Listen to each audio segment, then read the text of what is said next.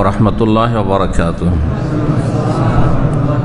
ইন্নাল হামদুলিল্লাহ নাহমাদুহু ওয়া নাস্তাঈনুহু ওয়া নাস্তাগফিরুহু ওয়া নাউযু বিল্লাহি মিন শুরুরি আনফুসিনা ওয়া মিন সাইয়্যাতি আ'মালিনা। মান ইয়াহদিহিল্লাহু ফালা মুদিল্লা লাহু ওয়া মান ইউদ্লিল ফালা হাদিয়া লাহু। ওয়া আশহাদু আল লা ইলাহা ইল্লাল্লাহু ওয়াহদাহু লা শারীকা লাহু ওয়া আশহাদু আন্না মুহাম্মাদান আবদুহু ওয়া রাসূলুহু সাল্লাল্লাহু তাআলা আলাইহি ওয়া আলা আলিহি ওয়া সাহবিহি ওয়া সাল্লামা তাসলিমান কাসীরা।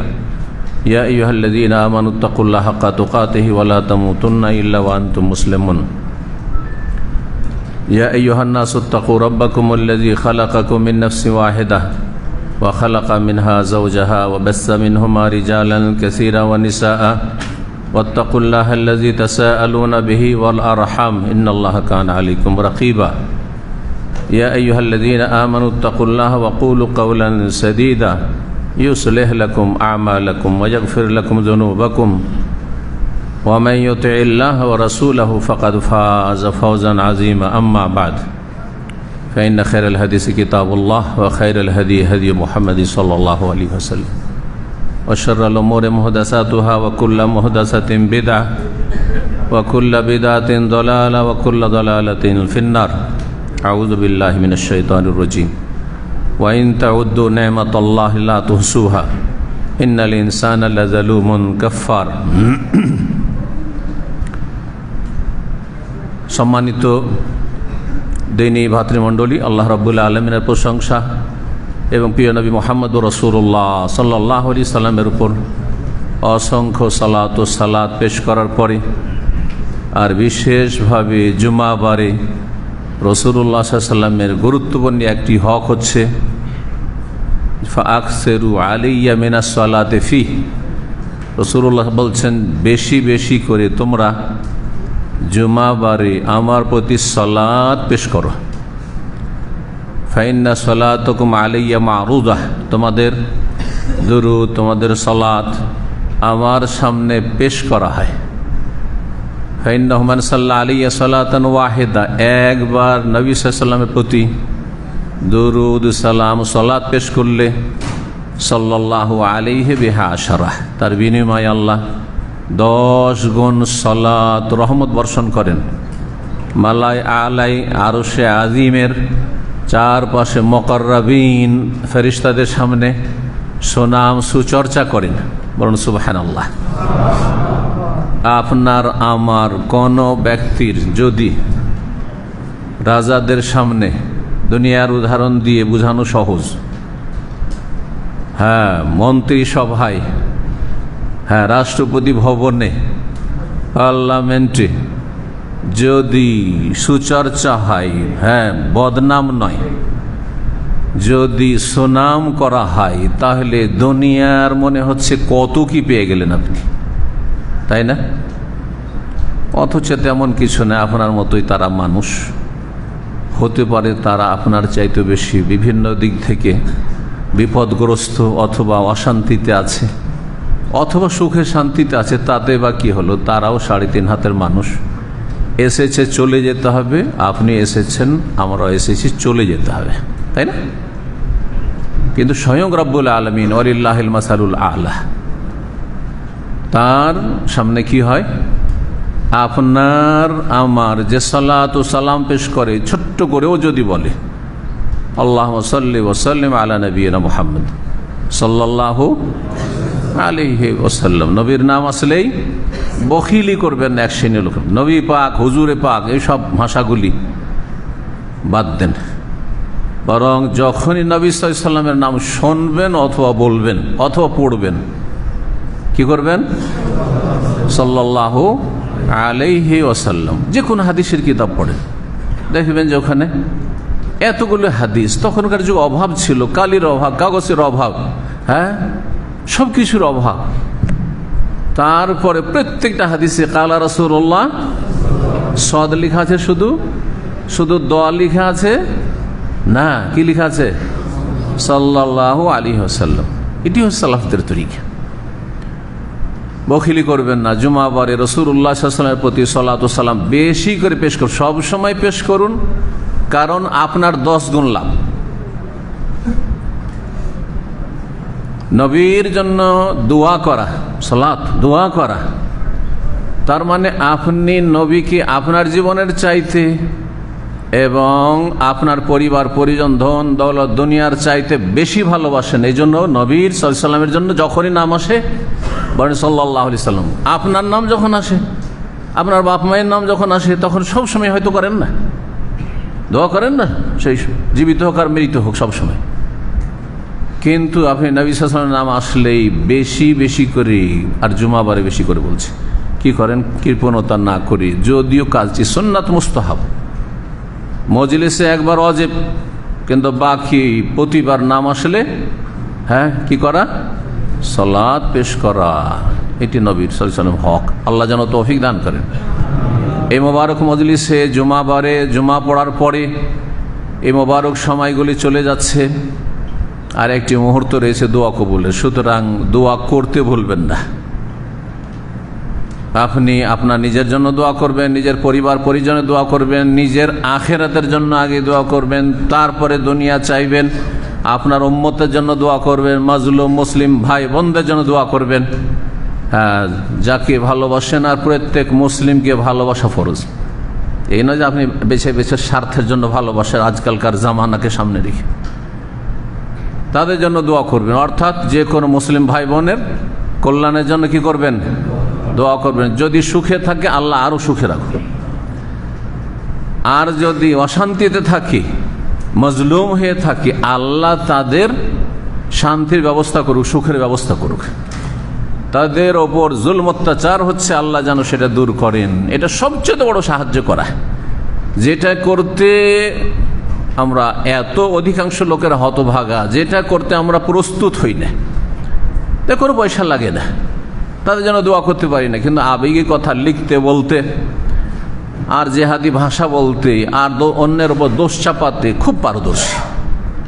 আপনি আমি সবাই ফেরেশতা, আমাদের কোনো দায় দায়িত্ব নেই, ব্যক্তি জীবনে কোনো দায় দায়িত্ব নেই, সব দোষ ওদের। মুসলিমদের এই হচ্ছে, কিছুই করছেন না। আপনি কি করেছেন? খালেস অন্তরে কি আপনার উম্মতের জন্য দোয়া করেছেন? আপনার মাজলুম ভাই বোনদের জন্য দোয়া করেছেন? কি দেখার বিষয়। কথা না বাড়িয়ে, সময় কিন্তু অল্প, কিন্তু এই সময় একটি গুরুত্বপূর্ণ বিষয় নিয়ে আলোচনা করব, যা বেঁধে দেওয়া হয়েছে, আমার দাওয়াত নামাতেই বেঁধে দেওয়া হয়েছে আরবি ভাষাতে। সেটি হচ্ছে কোরআন কারীমের একটি আয়াত, ওয়া ইন তাউদ্দু নি'মাতাল্লাহি লা তুহসুহা। এই আয়াতটি কোরআন কারীমে কয় জায়গায় রয়েছে? 1, 2, 3 কয় জায়গায় রয়েছে? যদি কোনো হাফেজ থাকেন অথবা এমনি তো বলতে পারেন, তো বলতে পারেন কয় জায়গায় আছে? কোন আলেম থাকেন, মাদ্রাসা পড়া, জি জানতে চাই, আছে কেউ? হাফেজে কোরআন নাই? এই আয়াত ওয়া ইন তাউদ্দু নি'মাতাল্লাহি লা তুহসুহা কোরআনে কয় জায়গায় আছে? হাফেজগুলোকে বলো, কোথায় কেউ আছে হাফেজ? নাই নাকি ওই দেশে ইক্তাদাই তো বেহাজাল ইমাম বলতে অভ্যস্ত, তাই না? ইমামই সূরা ফাতিহা পড়বে। হ্যাঁ, সুতরাং বক্তাই প্রশ্ন করে বক্তাই উত্তর দেবে, তাই না? হ্যাঁ, ওইটা হইলে হবে না। এলেমের ক্ষেত্রে আপনাকে এলেম হাসিল করতে হবে আমার মতোই, আমার পেছনে পেছনে কমপক্ষে। জরুরি নয় যে আমাদের মতো মাদ্রাসায় সারা জীবন পড়া আর ইসলামিক সেন্টার লেগে থাকতে হবে, কিন্তু আপনাকে এলেম শিখতে হবে। বিষয়টি কত গুরুত্বপূর্ণ যে আল্লাহ রাব্বুল আলামিন এই বিষয়টি 2টি সূরায় 2 জায়গায় বর্ণনা করেছেন। ওয়া ইন তাউদ্দু নি'মাতাল্লাহি লা তুহসুহা, এতটুকু একবারে সেম 2 জায়গায় রয়েছে। সূরা ইব্রাহিম যেটি পাঠ করেছে, ইন্নাল ইনসানা লাযালুমুন কাফফার, শেষখানে আয়াত নম্বর 32 থেকে 34 রয়েছে এই কথাগুলি আল্লাহর নিয়ামত সম্পর্কে। তাহলে বিষয়বস্তু হচ্ছে আল্লাহর নিয়ামত। আর একটি আয়াত রয়েছে সূরা নাহলে, সূরা নাহলে, ওয়া ইন তাউদ্দু নি'মাতাল্লাহি লা তুহসুহা ইন্নাল্লাহা লাগফুরুর রহিম। তো আল্লাহ রাব্বুল আলামিন এই নিয়ামতের কথা বর্ণনা করেছেন। কি বলছেন রাব্বুল আলামিন? যে সম্পর্কে আমরা অধিকাংশ মানুষ নিজের জীবনটাকে মনে করছে যে আমি মনে হয় সবার চাইতে নিচে আছি,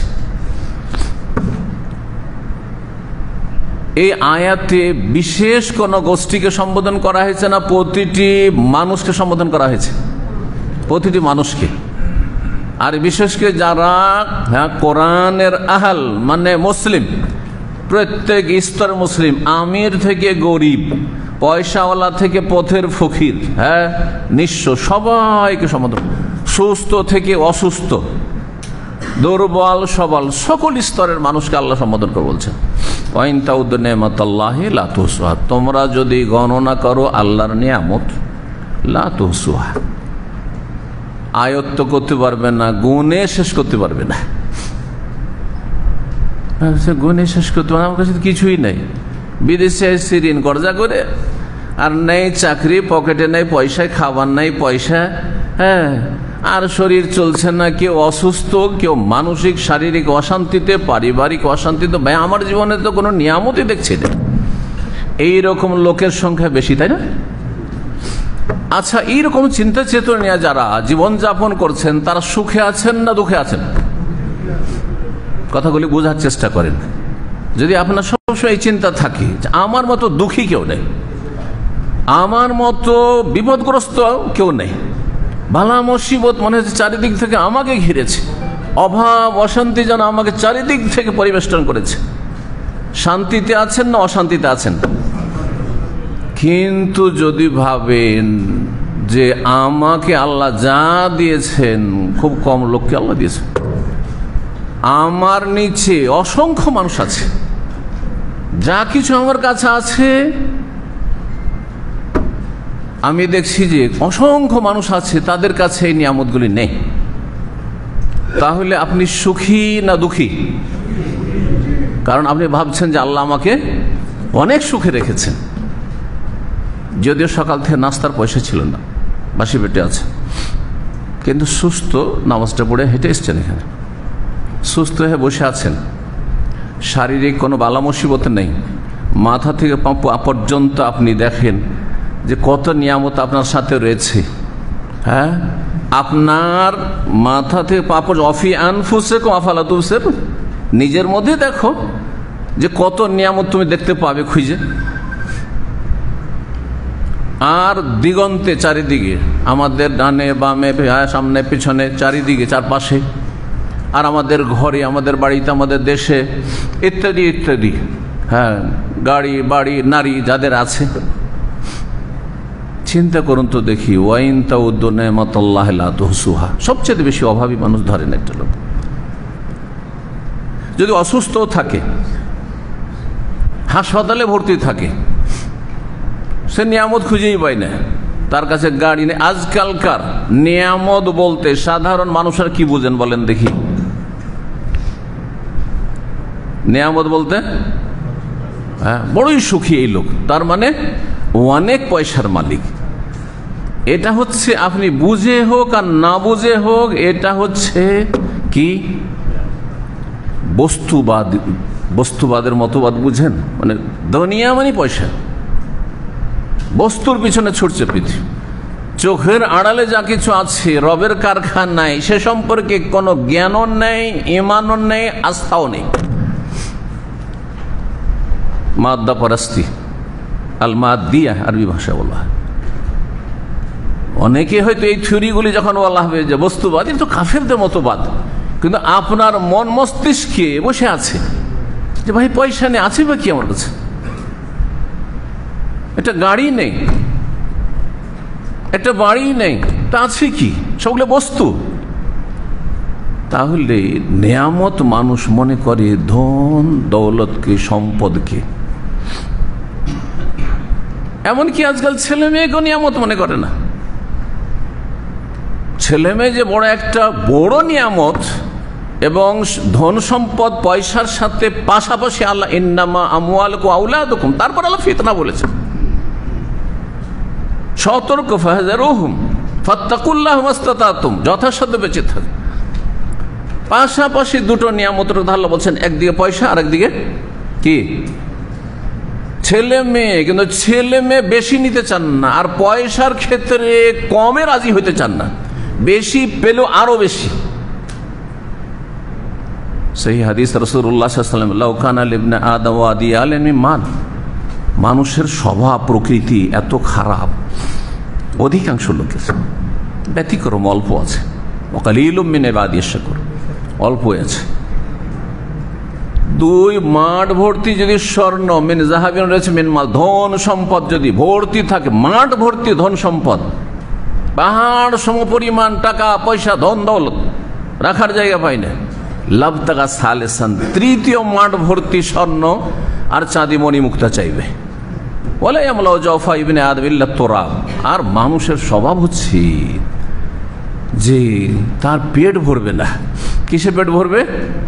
মাটিতে পেট ভরবে না, না মরলে পেট ভরবে না। যত বয়স বাড়ছে তত বেশি লোভ লালসা বাড়ছে, তত আশা আকাঙ্ক্ষা বাড়ছে, তত চাওয়া পাওয়া বাড়ছে। আল্লাহু আকবার। এমনটা যেন না হয় এদের সুনাম করেছেন আল্লাহ এবং তার রাসূল সাল্লাল্লাহু আলাইহি ওয়াসাল্লাম, নাকি তাদের দুর্নাম করেছেন। হ্যাঁ, তাদেরকে খারাপ বলেছেন না ভালো বলেছেন? খারাপ বলেছেন। যারা পেট পেট করে, আরো চায় আরো চায়, হালবি মাজিদ, কারণ এতে সুখ পাওয়া যায়। আপনার ক্ষতি, আপনার দুনিয়ার ক্ষতি, দুনিয়া দুনিয়া করলে আরো বেশি তাকাসুর, আলহাকুমুত তাকাসুর, দুনিয়া তোমাদেরকে ব্যস্ত করে ফেলেছে। কথা প্রসঙ্গে বলি, এই যে বিষয়টি দাওয়া সেন্টার মাজমা আমাকে দিয়েছে বলার জন্য, এই বিষয়টি গত জুমার গোটা সৌদি আরবের জুমার খুতবার বিষয়বস্তু ছিল।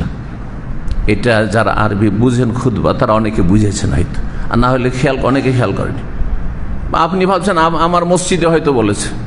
আমি প্রায় অনেকগুলি মসজিদ থেকে, যে মসজিদে সালাত পড়ি, আরও কয়েক মসজিদ খতিবগুলোর মাধ্যমে, তারপরে অন্যদের মাধ্যমে, বিভিন্ন সারা সৌদি আরবের বিষয়বস্তু ছিল আল্লাহ নিয়ামতকে যদি তোমরা গণনা করো শেষ করতে পারো। কত যে নিয়ামত রয়েছে। যারা সুখে আছেন আরো সুখ চাইছেন, শুধু মরিয়া ওর জন্য পেরেশান। আর যারা দুঃখে আছেন, হাই হাই অবস্থা, হাই আমাদের মতো কষ্ট, আর আমাদের মতো অশান্তি, আর আমাদের মতো এই জীবন, এই জীবন কারো মনে হয় এত কষ্টের জীবন নেই, দুঃখের জীবন নেই। হাই হাই, কেউ শান্তিতে নেই। যার ফলে এই ধরনের লোকেরা যারা বেশি পেয়ে আরো পেতে চায়, আর কম পেয়ে যারা অসন্তুষ্ট, সবাই হচ্ছে দুঃখী, অশান্তিতে তাদের জীবন। ফাইন্না মাইশাতাহু দানকা ওমান আরাদা আন যিকরি, তাহলে শান্তি দুনিয়ার ভোগের সামগ্রীতে নেই, দুনিয়ার নিয়ামতে নেই। তারপরে নিয়ামত মানে শুধু দুনিয়ার নিয়ামত বুঝলেন, আর যেই নিয়ামত আপনাকে জান্নাত পর্যন্ত নিয়ে যাবে সেই নিয়ামতের কথা কখনো আপনার ফিল নেই, আপনার অনুভূতি নেই। আপনি কেমন মুসলিম? কোন নিয়ামত জান্নাত নিয়ে যাবে? পয়সা জান্নাত নিয়ে যাবে? হ্যাঁ, গাড়ি জান্নাত নিয়ে যাবে? দামি দামি গাড়ি কিন্তু জান্নাতে নিয়ে যেতে পারবে? এই গাড়ি দিয়ে চড়ে জান্নাত চলে যাব পারবেন? কবরে যেতে পারবেন? গাড়ি পড়ে থেকে যাও, আপনার কাঁধে করে নিয়ে যাবে। হ্যাঁ, বাড়ি, রাজভবন জান্নাতে নিয়ে যেতে পারবে? হ্যাঁ, রাষ্ট্রীয় ক্ষমতা দুনিয়ার জান্নাত নিতে পারবে? কোন নিয়ামত হলে জান্নাত নিতে পারবে বলুন? যে বলবেন হাত তুলেন। এত সহজ প্রশ্ন হয় নাকি? হ্যাঁ হ্যাঁ, ঈমান, ইসলাম, হেদায়েত, হেদায়েতের নিয়ামত। আলহামদুলিল্লাহ, আলহামদুলিল্লাহ কিসের ওপর? শুকর, প্রশংসা আল্লাহর, তাই না? কিসের ওপর? নিয়ামতের। আলহামদুলিল্লাহ হিল্লাযী কি হাদানা লিহাযা, সবচেয়ে বড় নিয়ামত হচ্ছে হেদায়েতের নিয়ামত, যে আল্লাহ আপনাকে আমাকে জান্নাতের পথে রেখেছেন। হেদায়েত মানে হ্যাঁ, সঠিক পথের ওপর আল্লাহ রেখেছেন, যেই পথের শেষ প্রান্ত জান্নাত। এই পথের পথিক হয়ে যদি আপনি ইস্তেকামা, অবিচল থাকতে পারেন, তাহলে জান্নাত সুনিশ্চিত। ইন্নাল্লাযীনা ক্বালু রাব্বুনাল্লাহ ফালা খাউফুন আলাইহিম ওয়া লা হুম ইয়াহজানুন সুম্মা ইসতাকামু ফালা খাউফুন আলাইহিম ওয়া লা হুম ইয়াহজানুন ইন্নাল্লাযীনা ক্বালু রাব্বুনা সুম্মা ইসতাকামু তাতানাজ্জালু আলাইহিমুল মালায়েকা। দুনিয়ায়, আখিরাতে, মরণের সময়, হাসর মাঠে, আল্লাহ তাখাফু ওয়া লা তাহজানু ওয়া আবশিরু বিল জান্নাহ, জান্নাতের সুসংবাদ, এই নিয়ামত। তারপরে শেষখানে আল্লাহ বলছেন এই কথাটি বলার পরে, ওয়া ইন তাউদু নি'মাতাল্লাহি লা তুহসুহা ইন্নাল ইনসানা লাযালুমুন কাফফার। আল্লাহর নিয়ামতকে গণনা করে শেষ করতে পারবে না। এত নিয়ামত দিয়ে রেখেছি যে নিজেকে সবচেয়ে দুঃখী মনে করছো। মানুষের স্বভাব হচ্ছে মানুষ লাজালুম, জালেম, অবিচার করে থাকে, ন্যায় নীতি অবলম্বন করে না, সুবিচার নেই, আর কাফার, নাশুকরগুজার, অকৃতজ্ঞ, নিয়ামতের মূল্যায়ন করে না, বিভিন্ন দিক থেকে নিয়ামতের সাথে কুফরি করে, আল্লাহর নিয়ামতের কদর করে না। ইন্নাল ইনসানা লাযালুমুন কাফার, এই আয়াতে, সূরা ইব্রাহিমের আয়াতে মানুষের যে বদস্বভাব, জুলম করা আর নাশুকরি করা, এটাকে তুলে ধরা হয়েছে। সূরা নাহলের আয়াত বলছে ইন্নাল্লাহা গফুরুর রহিম ওয়া ইন তাউদ্দু নি'মাতাল্লাহি লা তুহসুহা, পরে কেন বলেছেন? আল্লাহর নিয়ামত গণনা করে শেষ করতে পারবে না, কিন্তু তোমাদের খারাপ স্বভাব হচ্ছে নিয়ামতের কদর করছো না, মূল্যায়ন করছো না। নিয়ামত যিনি দিয়েছেন তাকে ভুলে যাচ্ছে, তার হক আদায় করছো না, না তাওহীদের মাধ্যমে, না তার নবীর রাস্তা ধরা সুন্নাহর ইত্তেবাই সুন্নাহর মাধ্যমে, না ফরজ ওয়াজিব আদায়ের মাধ্যমে, না হারাম থেকে বেঁচে থাকার মাধ্যমে, আল্লাহর নিয়ামতগুলিকে আল্লাহর সন্তুষ্টি নেকির কাজে লাগাবার মাধ্যমে, ইসলামকে শক্তিশালী করা, মুসলিমকে শক্তিশালী করার মাধ্যমে। জি, আমার নিয়ামত দিয়ে আমি আল্লাহকে রাজি করব, কয়জন লোক খুঁজে পাবেন আপনি? নিয়ামতের উদ্দেশ্য হচ্ছে এটা যে আল্লাহ তুমি দুনিয়া দিয়েছো, এই দুনিয়া দিয়ে আমি জান্নাতের ব্যবস্থা করব। আমি তোমার দান তোমার নাফরমানির কাজে লাগাবো না, গুনার কাজে লাগাবো না। তোমার দান তোমার সন্তুষ্টির কাজে লাগাবো, যাতে তুমি রাজি হয়ে যাও যে এই বান্দাকে দিয়েছিলাম, সে কিছু করেছে আমার নিয়ামত দিয়ে। সুবহানাল্লাহ। তারপরে আল্লাহ বলছেন যে আল্লাহ কিন্তু গফুর রহিম। যতই তুমি নিয়ামতের কুফরি করো আর অবিচার করো, হ্যাঁ, আর তুমি যতই গুনাহ করো, যদি সংশোধনের রাস্তা চাও, যদি তওবার রাস্তা ফিরে আসতে চাও, জান্নাতের রাস্তায় আসার চেষ্টা রাখো, ইন্নাল্লাহা লাগফুর রহিম, তাহলে আল্লাহ অবশ্যই বড়ই গফুর, মার্জনাকারী, ক্ষমাকারী এবং বড় দয়ালু আল্লাহ রাব্বুল আলামিন। ইন্না রাহমাতি সাবাকাত আলা গাযাবি, হাদিসে কুদসি রাসূল বলছেন, আমার রহমত, আমার রাগও হচ্ছে তোমাদের পাপের কারণে, আর সামান্য আমলের ওপর আমি তোমাদের উপর রহমত করব। আমার রহমত আমার গজবের ওপর, আমার ক্রোধের ওপর, আমার রাগের ওপর বিস্তার লাভ করে প্রাধান্য পাবে। বলুন সুবহানাল্লাহ। এই জন্য কমের পক্ষে তাওহীদের জায়গায় সবচেয়ে বড় নাশুকরি হচ্ছে শিরক কুফরিতে, নাস্তিকতায় লিপ্ত হওয়া। হ্যাঁ, আল্লাহর ইবাদত বন্দেগী না করে মাজারে গিয়ে ধর্ণা দেওয়া, হ্যাঁ, পীর মুর্শিদের কাছে ধর্ণা দেওয়া, তাদের সম্পর্কে শিরকি বিদাতি আকীদা রাখা, একমাত্র নবীর তরিকায় না চলে নবীর জায়গায় অন্য কাউকে দিয়ে দেওয়া, বুজুর্গকে দিয়ে দেওয়া, ইমামকে দিয়ে দেওয়া, তরিকতের হুজুর কিবলাকে দিয়ে দেওয়া, নাউযুবিল্লাহ। এগুলো হচ্ছে নিয়ামতের কুফরি, আল্লাহ নাশুকরি। ফরজ ওয়াজিব না আদায় করা। আল্লাহ নিয়ামত দিয়েছেন আপনাকে যে বিছানায় গেলে ঘুম চলে আসছে, সেজন্য ফজরে ঘুমাবেন আপনি? এটা আল্লাহর হক আদায় করলেন নিয়ামতের, যে আল্লাহ সুস্থ রেখেছেন। কারো ঘুম আসছে না ওষুধ খেয়েও, সপ্তাহ ঘুম আসছে না, সুবহানাল্লাহ। আর ঘুম আসছে না, ফজরে ঘুমাবেন, আপনি সূর্য উঠিয়ে দেবেন, আপনি নামাজ রক্ত পার করে দিবেন। আপনাকে টাকা পয়সা দিয়েছে, সেই জন্য সেই টাকা পয়সা দিয়ে হারাম কাজ করবেন, আপনি হারামে লিপ্ত থাকবেন, অপব্যয় করবেন না, নষ্ট করবেন না, সামান্য এতটুকু লাগবে এতগুলো খরচ করবেন, এতগুলো নষ্ট করবেন, আর গরিব খেতে পায় না। আপনার পোশাকের শেষ নেই, কোথায় রাখবেন, জায়গা পাচ্ছেন আপনার ছেলে মেয়েদের পোশাকের, আর একজন গরিব মানুষ শীতের বস্ত্র পাচ্ছে না, পেটের ভাত পাচ্ছে না, খাওয়া দাওয়া পাচ্ছে না, তাদের খোঁজ খবর নিচ্ছেন না। কিসের শুকরিয়া আদায় করছেন আপনি? সুবহানাল্লাহ। নিয়ামতের কদর করলেন আপনি, আল্লাহর নিয়ামত দিয়ে আল্লাহ সন্তুষ্টি চাইলেন না। ইন্নাল ইনসানা লাযালুমুন কাফার, আল্লাহ বলেছেন। আর কি বলেছেন? ইন্নাল্লাহা লাগফুর রহিম, শেষ করে বলেছেন। আল্লাহ যেন আমাদেরকে মাফ করেন, আমাদের উপরে দয়া করেন। মনে রাখতে হবে যে সমস্ত নিয়ামত কার পক্ষ থেকে?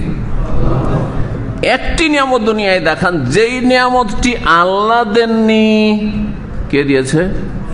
কোন দরগা থেকে পেয়েছে, প্রমাণ সহ দেখাইতে হবে। আমার ওই পীর দিয়েছে, আমার বাবার দান। তোমার বাবাকে কে দিয়েছিল? হ্যাঁ, বাবার জমি জায়গা সম্পত্তি পেয়েছে, ওটা কে দিয়েছিল? হ্যাঁ, তোমাকে মুসলিম ঘরে কে সৃষ্টি করেছিল? তুমি কোথা থেকে সৃষ্টি এসছো, কোথা থেকে এসছো? এগুলো কোনদিন চিন্তা করে দেখেছ? সমস্ত নিয়ামত আল্লাহর পক্ষ থেকে, এটাও আল্লাহর ঘোষণা। আমা বিকুম মিন নি'মাতিন ফামিনাল্লাহ, তোমাদের কাছে যা কিছু নিয়ামত আছে কার? আল্লাহ। সুস্থতা, ঈমান আল্লাহর দান, না হলে আপনাকে হিন্দুর ঘরে পয়দা করে দিতেন আল্লাহ, ইহুদির ঘরে পয়দা করে দিতেন আল্লাহ, নাস্তিকের ঘরে আল্লাহ পয়দা করে দিতেন, মুশরিক মাজার দেওয়ানবাগীর ঘরে আল্লাহ পয়দা করে দিতেন, আর হেদায়েতের নসিব হইতো না। বুঝতে পারছেন? তরিকত আল্লাহদের ঘরে পয়দা করেছেন, আর তুমি কোরআন সুন্নাহর সালাফি দাওয়াতের উপর শত্রুতাই করতে থাকেন। এরকম বদনসিব বহু আছে, অসংখ্য আছে, তাদেরই সংখ্যা বেশি। আল্লাহ আপনাকে যদি গুমরাহ এক সময় ছিলেন বা খারাপ ঘরে পয়দা হয়েছেন, ভালো হওয়ার তৌফিক দিয়েছেন, বলুন আলহামদুলিল্লাহ। এক সময় অভাবী ছিলেন, আল্লাহ সচ্ছল করেছেন, বলুন আলহামদুলিল্লাহ। এক সময় অসুস্থ ছিলেন, আল্লাহ সুস্থ রেখেছেন, বলুন আলহামদুলিল্লাহ। এক সময় দেশে চিন্তা করছিলেন কি করে খাবো, সৌদি আরব নিয়েছেন, বলেন আলহামদুলিল্লাহ। সর্ব অবস্থায় আলহামদুলিল্লাহ বলেন। জি, এই জন্য কোরআন কারীম শুরু হয়েছে কি দিয়ে? কি দিয়ে শুরু হয়েছে? আলহামদুলিল্লাহ রাব্বিল আলামিন, সুবহানাল্লাহ। আল্লাহ শিখিয়েছেন যে আল্লাহর হক কেমন করে আদায় করতে হবে। জি, সমস্ত নিয়ামত আল্লাহর পক্ষ থেকে, কিন্তু আমরা চিন্তা করে দেখি না গভীরভাবে। আল্লাহ এই চিন্তার চেতনা আমাদের মধ্যে সৃষ্টি করার জন্য একই ভঙ্গিমায় দুটো জায়গায় দুটো কথা বলেছেন। সূরা আবাস আয়াত 24 ফালিয়ানজুরিল ইনসানু ইলা তাআমে, আল্লাহ বলছেন মানুষ একটু, প্রত্যেককেই, আমিও আপনারাও চিন্তা করে দেখেন। আল্লাহ বলছেন ইলা তাআমে, হ্যাঁ খাবারের দিকে। মানুষ চিন্তা করে যে ওর খাবারটা কোত্থেকে আসছে। আপনার প্লেটে যে ভাতটা জুটেছে তার আগে কত হাত এখানে শেয়ার করে এখান পর্যন্ত পৌঁছেছে। শুধু আপনার বিবি পাকিয়ে দিয়েছে? হ্যাঁ, ওই চাউলটা কোত্থেকে এসছে, কার পয়সা দিয়ে এসছে? হ্যাঁ, আচ্ছা পয়সা আছে কিন্তু চাউলটা হ্যাঁ কোন কৃষকের মাধ্যমে, আর কৃষক সেখানে কতগুলি হাত কাজ করেছে আর কতগুলি স্তর পার করে। আচ্ছা আপনার পেলে যদি শুধু ধান রেখে দেওয়া হইতো, সুবহানাল্লাহ, চলতো? ফালিয়ানজুরিল ইনসানু ইলা তাআমে, পানির কথা চিন্তা করেন, একটা পানি কোথা থেকে আসছে। সৌদি আরব বুঝতে পারছেন, কয়েকদিনের জন্য যখন পানি লাইন বন্ধ, বিল্ডিং এ পানি নেই, এলাকায় গোটা, আমাদের দমামে কয়েক সপ্তাহ আগে সুবহানাল্লাহ কয়েকটা মহল্লায় পর্যন্ত, 4-5টা মহল্লাতে পানি নেই। কি যে বিপদ, উজুর পানি পর্যন্ত কেনে উজু করতে হয়েছে, গোসল তো দূরের কথা, আর খাওয়া দাওয়ার পানি তো কিনতেই হচ্ছে। তাহলে কোথা থেকে আসছে পানিটা?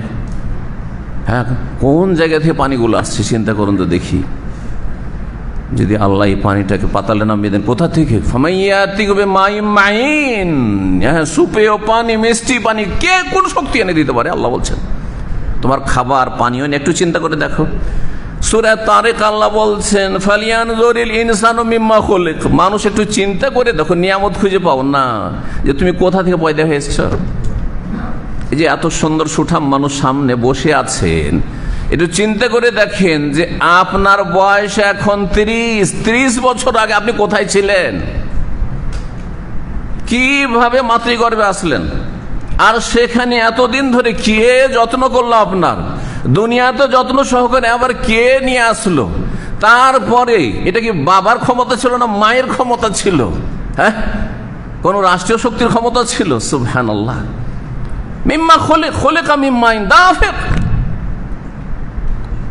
সবেগে যে স্খলন ঘটে থাকে যেই পানির, লাফ দিয়ে জাম্পিং করে যেই পানি, আর সে পানি মিম্মাইন মাহিন, তুচ্ছ পানি, ঘৃণিত পানি, কাশপোটার চাইতে ঘৃণিত।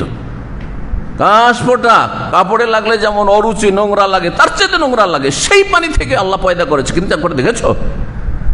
আর সেই পানিতে শুক্রাণু আছে নেই, আবার এই শুক্রাণু বৃদ্ধি পাবে বা গর্ভধারণ করবে, তারপরে তুমি এত সুন্দর এখানে এসে হাজির হবে, আবার এতদিন বাঁচবে, এত ভোগ করবে, এত টাকা পয়সা ইনকাম করবে, আর এত আয়েশ আরাম করবে, আর এত হজুমরা করবে। কোথা থেকে তুমি আসলে চিন্তা করে দেখো তো দেখি।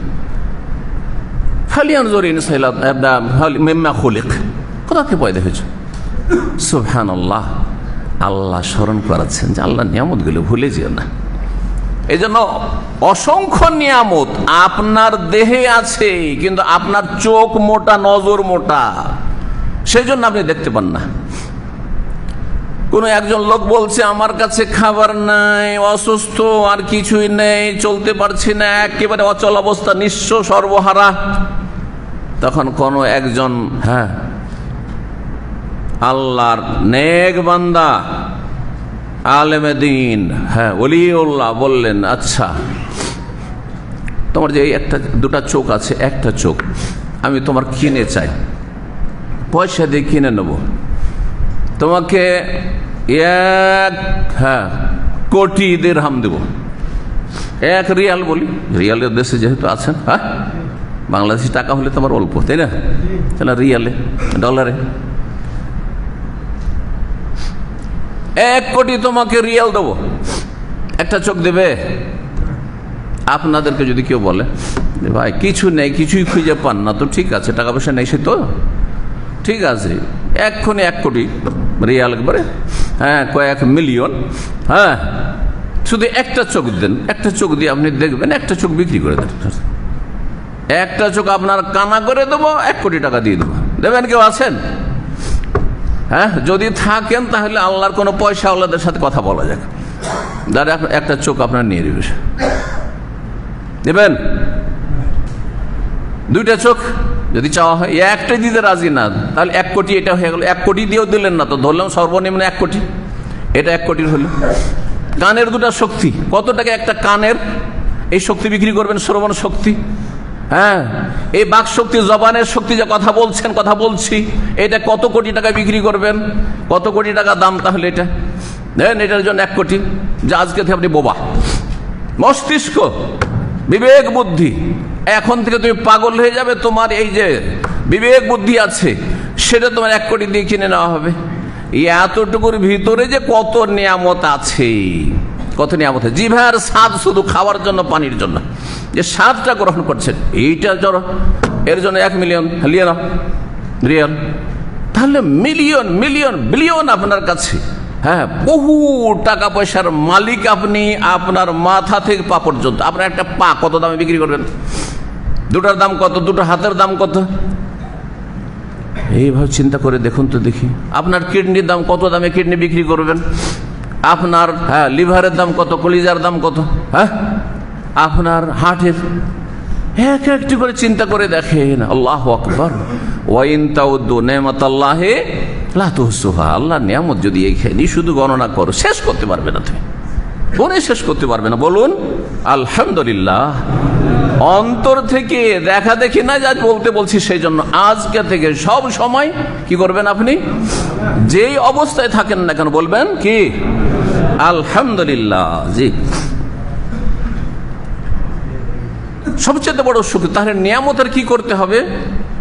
নিয়ামতের মূল্যায়ন করতে হবে। নিয়ামতের কদর করা, মূল্যায়ন করা মানে তার শুকরিয়া আদায় করতে হবে।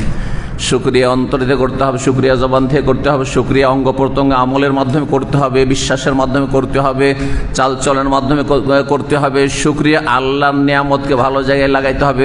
শুকরিয়া আল্লাহর নিয়ামত যেখানে যতটা খরচ করলেই চলে ততটার মধ্যে রাখতে হবে।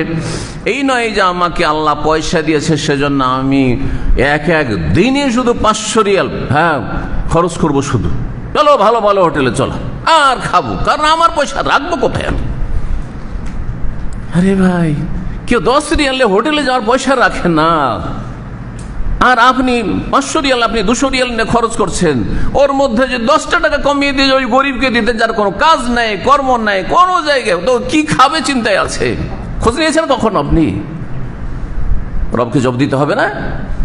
আপনার আশেপাশে সে অভাবী লোকের আছে, এখানে হোক আর দেশে হোক, এত সহজ নয়। আল্লাহর শুকরিয়া আদায় করতে হবে। নিয়ামতের এইটাই হচ্ছে সবচাইতে বড়, নিয়ামতের মূল্যায়ন করা।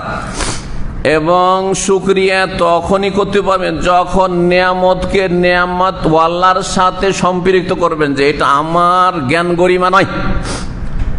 যারা পয়সাওয়ালা হয়েছেন বলছে আমি এত বুদ্ধি রাখি না, এই জন্য তো আমি বাবুর সাথে এত সফল। আরে সব নিজের ক্রেডিট, রবের ক্রেডিট গেল কোথায়? আল্লাহ যে দিলেন গেল কোথায়? আল্লাহর নাম নেই, আল্লাহর শুকরিয়া নেই। তোমাকে বুদ্ধিটা দিল কে? এত চালাক চতুর করলো কে? এত পয়সা যে ইনকামে এতগুলো রাস্তা আছে, এগুলো আবিষ্কার করার তৌফিক কে দিল? এবং যেখানে হাত দিচ্ছ সেখানে শুধু পয়সা আর পয়সা, যেদিকে যাচ্ছ শুধু ভালো আর ভালো, কে দিল এগুলো, কে এই রাস্তাগুলো? জি, সুতরাং আল্লাহর সাথে নিয়ামতওয়ালা কে? আল্লাহ, বুঝছেন না? নিয়ামতওয়ালা মানে আল্লাহ নিয়ামত দিয়েছেন, তিনি নিয়ামতের মালিক। ইন্না লিল্লাহ, আমরা সবাই আমার কাছে যা আছে কার? আল্লাহর। যখন আল্লাহর, তো কার কাছে ফিরে যাবে? আল্লাহর কাছে ফিরে যাবে। আপনি চলে যাবেন, আপনার মরদেহ চলে যাবে কবরে, কিন্তু আপনার ওই নিয়ামতকে রবের কাছে ফিরে চলে যাবে। দুনিয়া এরকম জমিন আসমান থেকে যাবে, মানুষ মরে মরে শেষ হয়ে যাবে, আর তারপরে দুনিয়ার সবকিছুই শেষ হয়ে যাবে, জমিন আসমান সব শেষ হয়ে যাবে, রবের সামনে হাজির হয়ে যেতে হাসরের মাঠে। এগুলো সত্য নয় কি? এগুলো কি ঈমান না আখিরাতের প্রতি? এই ঈমান ছাড়া কি জান্নাত পাওয়া যাবে? এই ঈমান ছাড়া কি মুসলমান হওয়া যাবে? না, কখনো না। আল্লাহ যেন বোঝার তৌফিক দান করেন। আল্লাহর নিয়ামতকে আল্লাহর সাথে সম্পৃক্ত করবেন, গায়রুল্লাহর সাথে নয়, নিজের বিচক্ষণতার সাথে নয়, এবং শুকরিয়া আদায় করবেন। আল্লাহর নিয়ামতকে যদি আপনি স্বীকার করে নেন যে আল্লাহ তুমি দিয়েছ, আল্লাহ তোমার নিয়ামত, আল্লাহ তুমি না দিলে আমার ক্ষমতা ছিল না আল্লাহ, এবং তোমার ছাড়া কেউ আমাকে দিতে পারে না রব্বুল আলামিন। যদি কারো মাধ্যমে আমার ইহসান উপকার হয়ে থাকে, সেটাও তুমি আমার জন্য নিয়োজিত করেছো, আমার অধীনে করে দিয়েছো, আমার ফেভারে তাদেরকে করে দিয়েছো। এইভাবে সবকিছু আল্লাহর সাথে সম্পৃক্ত করবেন, তাহলে হবে কি? আল্লাহ সন্তুষ্ট হবেন। দেখেন, সুলাইমান আলাইহিস সালামের রাজত্ব, দুনিয়ার এমন কোন রাজত্ব ছিল যেখানে জিন জাতির ওপর রাজত্ব ছিল সুলাইমান আলাইহিস সালাম ছাড়া? কত বড় রাজত্বের মালিক ছিলেন সুলাইমান আলাইহিস সালাম, তাই না? গদুওয়াহা শাহরুন ওয়া রাওয়াহুহা শাহরুন, সকালবেলা 1 মাসের রোদে বাতাস উড়িয়ে নিয়ে যাচ্ছে ভ্রমণ করতে।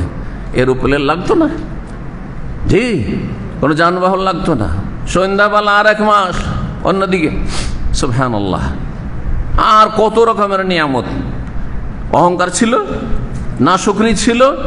নিজের বাহাদুরি দেখিয়েছেন? ক্রেডিট না, কি বলছে? রব্বে আউজিনি, আল্লাহ আমাকে তৌফিক দান কর, আন আশকুরা নি'মাতাকাল্লাতী আন'আমতা আলাইয়া ওয়া আলা ওয়ালিদাইয়া ওয়া আন আমালা সালিহান তারদাহ ওয়া আদখিলনি বিরাহমাতিকা ফি ইবাদিকাস সালিহিন। রব্বে আউজিনি, আল্লাহ আমাকে তৌফিক দান করো। তাহলে নিয়ামতের শুকরিয়া আদায় করবেন, নিয়ামতকে ভালো কাজে লাগাবেন, এই সাহায্য কার কাছে চাইতে হবে? আল্লাহর কাছে চাইতে হবে। আল্লাহ আমাকে তৌফিক দান করো, আন আশকুরা নি'মাতাকাল্লাতী আন'আমতা আলাইয়া, যে নিয়ামত দিয়েছো তার যেন শুকরিয়া আদায় করতে পারি, তুমি নসিব করো। আমার পক্ষে সম্ভব না, তুমি যদি এই হেদায়েত নসিব না করো, শক্তি সামর্থ্য না দাও। নবী সুলাইমান আলাইহিস সালাম আল্লাহর কাছে সাহায্য চাইছেন, দোয়া করছেন শুকরিয়া যাতে আদায় করতে পারেন সেই জন্য। আর শুধু আমার ওপর না, আল্লাহ ওয়া আলা ওয়ালিদাইয়া, কারণ মানুষের ব্যাকগ্রাউন্ড মানুষকে সহযোগিতা করে।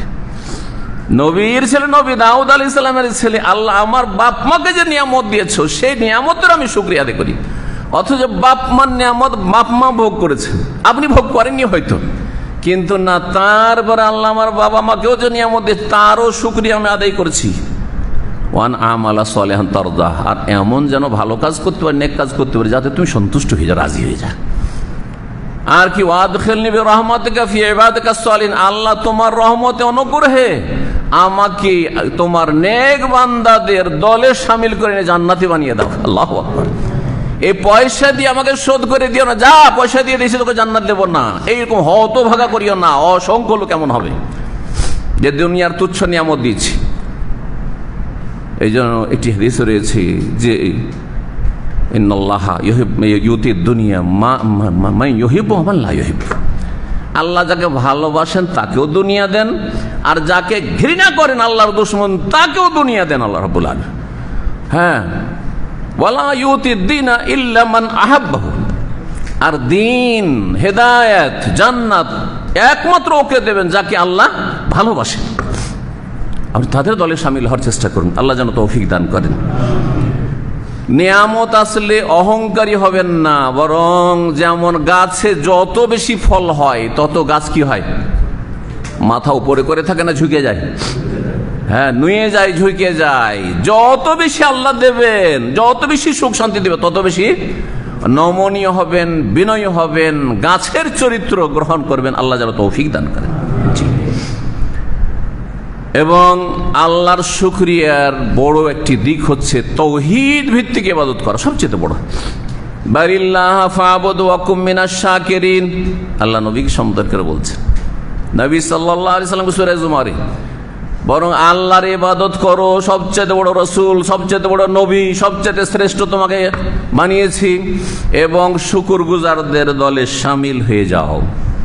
নবী করিম সাল্লাল্লাহু আলাইহি সাল্লাম প্রত্যেক সালাতের পরে, ফরজ নামাজের পর যেসব জিকির আজকার শিখিয়েছেন, তার একটি জিকির মুখস্থ আছে, আল্লাহুম্মা আইন্নি আলা যিকরিকা ওয়া শুকরিকা ওয়া হুসনি ইবাদাতিক, আল্লাহ আমাকে সাহায্য করো। সুলাইমান আলাইহিস সালামের সুন্নাত, জি, রাসূলুল্লাহ সাল্লাল্লাহু আলাইহি ওয়াসাল্লাম সুন্নাত,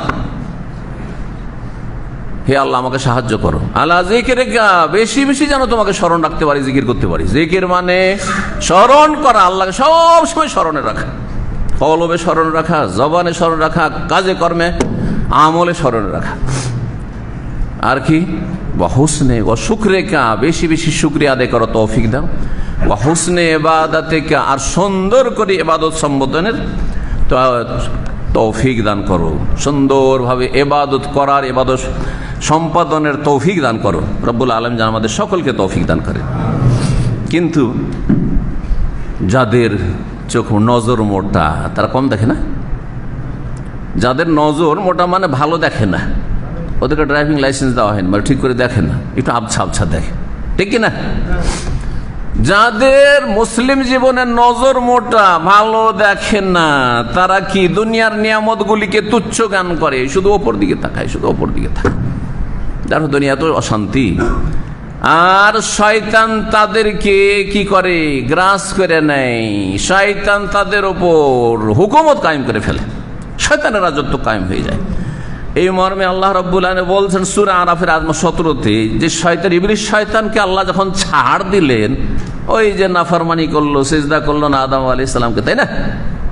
ছাড় যখন আল্লাহ দিলেন, আর ছাড় সে চেয়ে নিল, তখন সে বলে, আল্লাহ তাহলে তো আমাকে ক্ষমতা দিয়ে দিয়েছো, মানুষের কারণে আমি জাহান্নামী হইলাম, মালাউন হইলাম, তাদের সামনে পিছনে চারিদিকে, উপর থেকে নিচে থেকে সব দিক থেকে কি করব, আমি তাদেরকে জাহান্নামে নিয়ে যাওয়ার সর্বাত্মক চেষ্টা করব। ওয়ালা তাজিদু আকসারাহুম শাকিরিন, ওদের অধিকাংশ লোককে আল্লাহ তুই শুকরগুজার খুঁজে পাবে না, সব না শুকরগুজার হবে, অকৃতজ্ঞ হবে। সুতরাং আমার সাথে সব জাহান্নামে যাবে। শয়তানের গোমরাহির শিকার হবেন না, আল্লাহর নিয়ামতের কুফরি করেন, বরং আল্লাহর সন্তুষ্টির কাজ করে। আল্লাহ যেন তৌফিক দান করেন।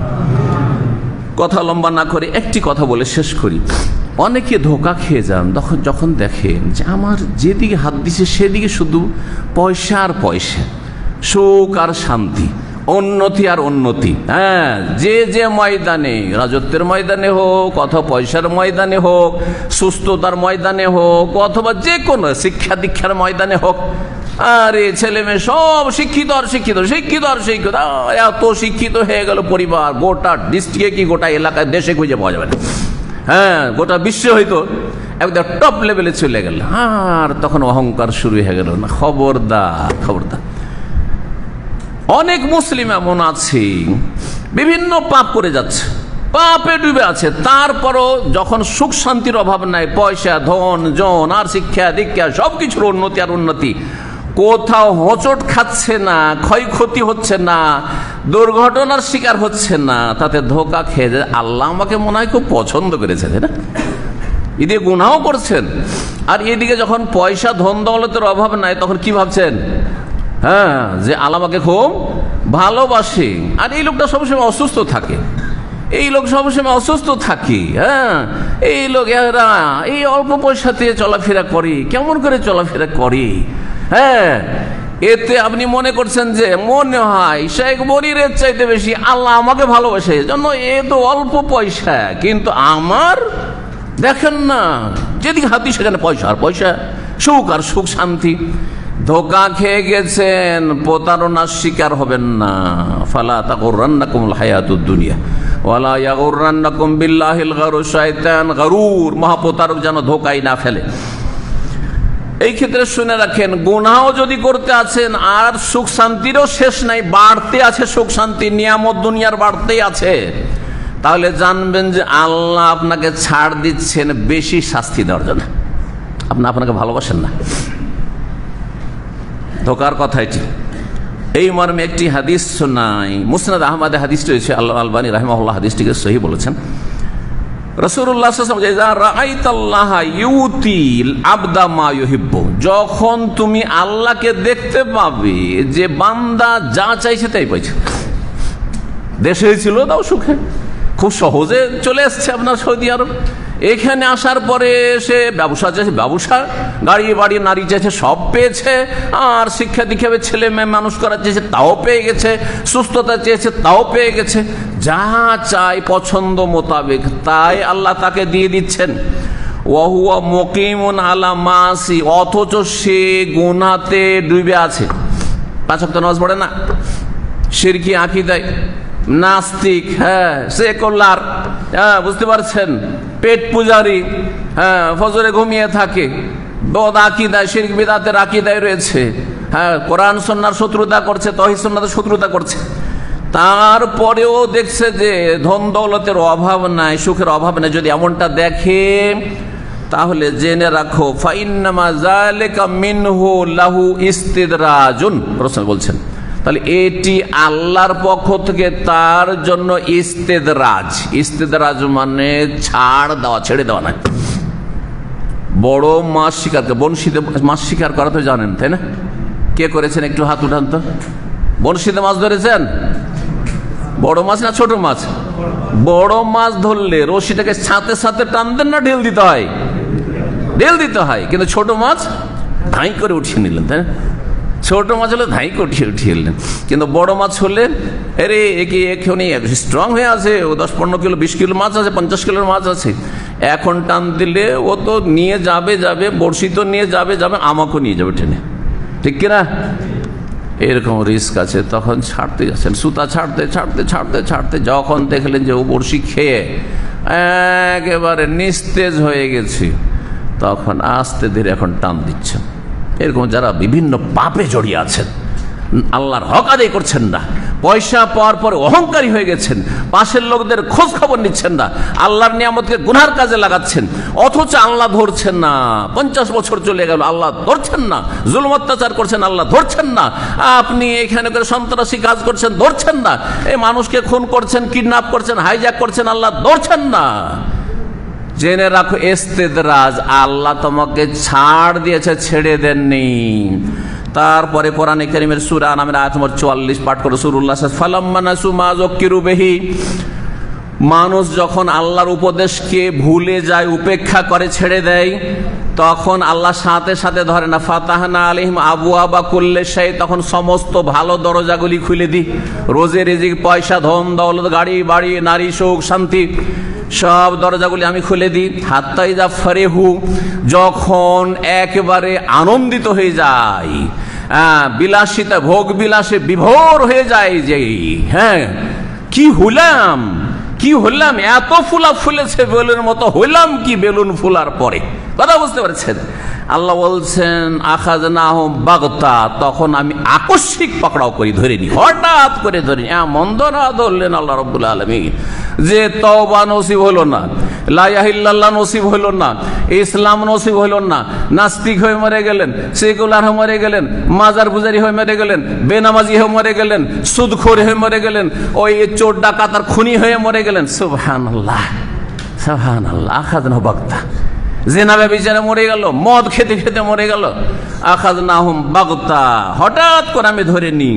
ফাইদাহুম মুবলিসুন, তখন তারা হতাশাগ্রস্ত হয়ে যায়, নিরাশ হয়ে, আল্লাহর রহমত আর পাই না, জান্নাত পাই না।